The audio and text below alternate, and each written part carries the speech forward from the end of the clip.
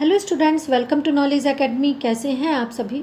सर्वे भवन्तु सुखिनः की अभिलाषा रखते हुए आज का टॉपिक हम डिस्कस करेंगे। एग्जामिनेशंस की दृष्टि से इम्पॉर्टेंट है यह टॉपिक। इसके संबंध में क्वेश्चंस पूछ लिए जाते हैं। यहाँ पर मैं आपको रिकॉल कराना चाहूँगी कि वैल्यू एजुकेशन के संबंध में पहले भी वीडियो बनाया है। यदि आप अपने कॉन्सेप्ट को क्लियर करना चाहें तो उसे अवश्य देखें। प्लेलिस्ट में आपको ये वीडियो मिल जाएगा। एजुकेशनल फिलॉसफी की प्लेलिस्ट में आपको इसे देखना होगा। It will be beneficial for you. But first of all मैं आपसे कहूँगी कि please like, subscribe, share and motivate channel for new updates. It will be beneficial for you. Value education के कॉन्सेप्ट के संबंध में डिस्कस करें तो इसका कॉन्सेप्ट, इसकी अवधारणा आधुनिक एवं व्यापक है। इसका अभिप्राय उस शिक्षा से है जिसमें हमारे नैतिक, सामाजिक, सांस्कृतिक एवं आध्यात्मिक मूल्य समाहित होते हैं। इसके अंतर्गत विभिन्न विषयों को मूल्यपरक बनाकर उसके माध्यम से विभिन्न मूल्यों को छात्रों के व्यक्तित्व में समाविष्ट करने का प्रयास किया जाता है। विद्वानों का ऐसा मानना है कि मूल्य शिक्षा वह शिक्षा है जो व्यक्ति को मूल्यों के प्रति प्रशिक्षित करती है। वास्तव में इसका अर्थ व्यवहारिकता से है। इसका अभिप्राय ये भी लगाया जा सकता है कि यह वह शिक्षा है जो विद्यालय प्रांगण व उसके बाहर अनौपचारिक रूप से बालक का विकास करती है एवं उसे समुचित दिशा प्रदान करती है। मूल्य, जिसे अंग्रेजी में वैल्यू कहा जाता है, लैटिन भाषा के वैलेर VALERE शब्द से निर्मित है। इसका अभिप्राय योग्यता एवं महत्व से लगाया जाता है तथा मूल्य शब्द का प्रयोग विभिन्न अनुशासनों में विभिन्न अर्थों में किया जाता है। मूल्यों के संबंध में विभिन्न विद्वानों का विभिन्न मत है। Values are normative standard by which human beings are influenced in their choice among the alternative courses of action which they perceive. फ्लिंक नामक विद्वान इस संबंध में कहते हैं कि मूल्य वे मानदंड हैं जिनके आधार पर मनुष्य अपने सामने उपस्थित क्रिया विकल्पों में से किसी एक का चयन करता है। यानी मनुष्य पे कई विकल्प हैं लेकिन वो उस विकल्प का चयन करता है जिसमें वैल्यू का इम्पैक्ट हो। M.T. Ramsey says, values belong wholly to the inner world of the mind. The satisfaction of desire is the real value. The thing that serves is only an instrument. A value is always an experience, never a thing or an object. इनके कहने का मतलब है कि मूल्य पूर्णतः मनुष्य के मस्तिष्क की आंतरिक संसार से संबंधित है तथा मनुष्य की इच्छाओं की संतुष्टि वास्तविक मूल्यों से संबंधित है। मूल्य को हमेशा अनुभव का विषय माना गया है, ऐसा विद्वानों ने माना है। मूल्यों के संबंध में विभिन्न सिद्धांत हैं या ये कहें कि फॉर्मेशन ऑफ वैल्यूज की गई हैं, जिनमें आदर्शवादी पूर्णता का सिद्धांत, प्रकृतिवादी सुखवाद का सिद्धांत, प्रयोगवादी सिद्धांत, अस्तित्ववादी सामवेगिक सिद्धांत, नीति शास्त्र के सिद्धांत, सार्वभौमिकता का सिद्धांत, अहम केंद्रित सिद्धांत, ये कुछ स्पेसिफिक थ्योरीज हैं जिनको डेवलप किया गया है। यहाँ पर मैं आपको रिकॉल कराना चाहूँगी कि इनके संबंध में डिटेल्ड वे में मैंने अपनी प्रीवियस वीडियोज़ में एक्सप्लेन किया है, जिसे आप देख सकते हैं। इसके अतिरिक्त मूल्य, नैतिकता एवं चरित्र में भी अंतर किया जाता है। That what is the different values and ethics, ethics and character ETC। वास्तव में यदि हम इन शब्दों के मध्य अंतर को समझें तो इन सभी शब्दों का संबंध मानवीय व्यवहार से होता है। ये अलग बात है कि इनके मध्य जो अंतर है वह बड़ा बारीक है, किंतु वास्तव में ये सभी अलग प्रत्यय हैं। नैतिकता एक सापेक्ष शब्द है जिसका संदर्भ मानवीय कर्तव्यों की विवेचना में लिया जाता है तथा कर्तव्यों का पालन ही नैतिकता माना गया है। कर्तव्यों का पालन धार्मिक नियम है उनके अंतर्गत किया जाता है। इसी तरह से चरित्र वह शक्ति है जो नैतिकता का पालन करने में सहायक है। चरित्र की दृढ़ता के आधार पर मनुष्य कई कठिनाइयों पर विजय प्राप्त कर सकता है। ऐसे उदाहरण हमारे समक्ष हैं। तथा मूल्य नैतिकता एवं चरित्र से पृथक या अलग संप्रदाय है। मूल्य अपने मूल रूप में वास्तव में नैतिक नियम होते हैं, किंतु इन्हें मनुष्य स्वयं अपने विवेक से स्वीकार करता है। ये किसी बाह्य दबाव के परिणाम स्वरूप स्वीकृत नहीं होते हैं। इसी तरह से मूल्यों की विशेषताएं यानी कैरेक्टरिस्टिक्स ऑफ वैल्यूज के संबंध में यदि हम डिस्कस करें तो इनकी जो प्रथम विशेषता है वह अमूर्तता है।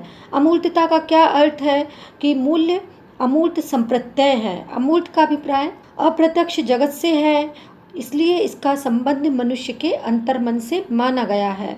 तो एब्स्ट्रैक्टनेस भी इसकी एक स्पेसिफिक कैरेक्टरिस्टिक है। इसी तरह से सोशल एक्सेप्टेंस को भी इसमें महत्व दिया गया है। सामाजिक स्वीकृति, मूल्य समाज द्वारा स्वीकृत आदर्शों, सिद्धांतों, नैतिक नियमों एवं व्यवहारिक प्रतिमानों से संबंधित होते हैं। समाज द्वारा अस्वीकृत व्यवहार या आचरण कभी भी मूल्य की श्रेणी में नहीं आते हैं। ये व्यक्ति द्वारा चयनित किए जाते हैं, यानी मनुष्य को चयन की स्वतंत्रता प्राप्त होती है। यह सब उसके विवेक पर यानी मनुष्य के विवेक पर निर्भर होता है कि वह किस मूल्य को अधिक महत्व दे तथा किसको कम। मूल्य यानी वैल्यूज़ मनुष्य के व्यवहार का नियंत्रक होती हैं, या ये कहें कि मनुष्य के व्यवहार को नियंत्रित करती हैं। व्यक्ति अपने मूल्यों के अनुसार ही व्यवहार करता है। जिस व्यक्ति के जीवन में जैसे मूल्य होंगे वो वैसा ही आचरण करेगा।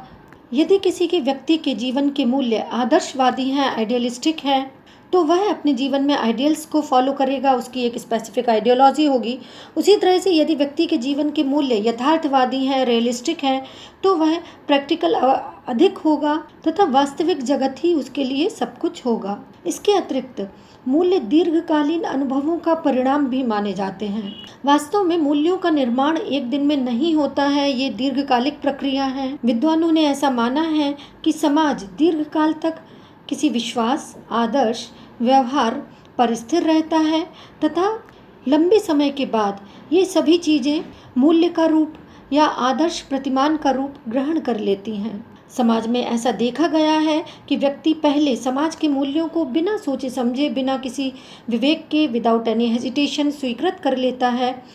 लेकिन जैसे जैसे वह बड़ा होता है, समझदार होता है, तो उसमें एनालिसिस करने की क्षमता विद्यमान होती है, या ये कहें कि विश्लेषण की क्षमता डेवलप हो जाती है तथा विवेक के अनुसार वह उन परिस्थितियों के औचित्य को विचारने लगता है, उन पर विचार करने लगता है, एनालिसिस करता है तथा अपनी सुविधा के अनुसार, अपने जीवन मूल्यों के अनुसार अपने जीवन में मूल्यों का निर्माण करता है। इस प्रकार से जो मूल्य हैं वो कहीं ना कहीं विश्लेषण पर भी आधारित होते हैं तथा दीर्घकालीन अनुभवों का परिणाम होते हैं। वैल्यूज हमेशा परिवर्तनशील होती हैं, इनमें चेंजेस आते रहते हैं, ये सदैव स्थिर नहीं होते हैं। व्यक्ति अपने अनुभवों के आधार पर या देशकाल परिस्थितियों के अनुसार इनमें चेंज कर लेता है। समाज भी गतिशील है, मूल्य भी परिवर्तनशील है। नई परिस्थितियों में नए मूल्यों का जन्म होता है तथा व्यक्ति अपनी परिस्थिति एवं इच्छा के अनुसार नए मूल्यों को निर्मित कर लेता है, या ये कहें कि सुविधा के अनुसार नए मूल्यों को स्वीकृत कर लेता है। ऐसे मूल्यों में कहीं न कहीं प्रयोजनवाद, प्रैग्मेटिज्म का प्रभाव दिखता है, जिसमें माना जाता है कि मूल्य नित्य परिवर्तनशील हैं तथा नित्य निर्मित होते हैं। जो अवधारणा आज सत्य है, कल वह असत्य भी हो सकती है। एक व्यक्ति के द्वारा प्रतिपादित तथ्य और सत्य दूसरे व्यक्ति के अनुसार अमान्य और असत्य घोषित किया जा सकता है। तो इस तरह से मूल्यों के संबंध में विभिन्न थ्योरीज हैं, चाहे वे आइडियलिस्टिक हों, प्रैग्मेटिस्टिक हों या रियलिस्टिक हों। मूल्यों का महत्व सामाजिक संदर्भों में भी देखा समझा जाता है। समाज में रहकर मनुष्य विभिन्न सामाजिक, सांस्कृतिक, राजनैतिक एवं आर्थिक क्रियाओं में भाग लेता है और इसके परिणाम स्वरूप वह विभिन्न व्यवहारों को ग्रहण करता है, सीखता है और इन्हीं के माध्यम से विभिन्न मूल्यों का निर्माण उसके जीवन में संभव होता है। विभिन्न विद्वानों ने मूल्यों के संबंध में विभिन्न विचार प्रकट किए हैं। जे कृष्णमूर्ति का इस संबंध में मत है, अपने को समझने से ही भय का अंत होता है। यदि क्षण क्षण में व्यक्ति को जीवन से सामना करना है, जीवन की वास्तविकता का सामना करना है, उसकी जटिलताओं, उसकी कठिनाइयों, उसके दुखों, उसकी आकस्मिक आवश्यकताओं का सामना करना है, तो उसके व्यक्तित्व में एक अपरिमित विनम्रता होनी चाहिए। वास्तविक जीवन मूल्यों की खोज में व्यक्ति की सहायता करना ही वास्तव में शिक्षा का कार्य है। इसमें इन्होंने एजुकेशन की स्पेसिफिक रोल माना है, एजुकेशन की स्पेसिफिक वैल्यू मानी है। वर्तमान संदर्भों में यदि हम देखें तो अच्छे बुरे, यथार्थ एवं आदर्श, के मध्य लगातार संघर्ष चल रहा है।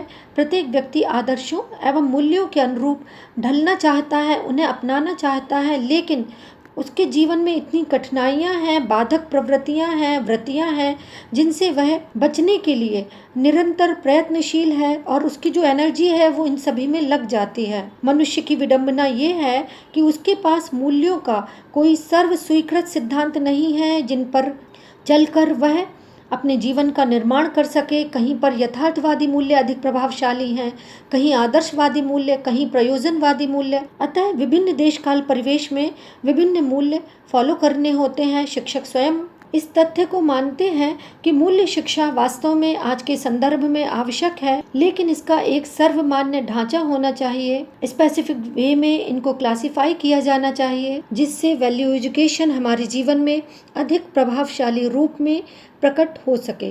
That's all for today. I hope आपका कॉन्सेप्ट क्लियर हुआ होगा। Please take care of yourself. Thank you.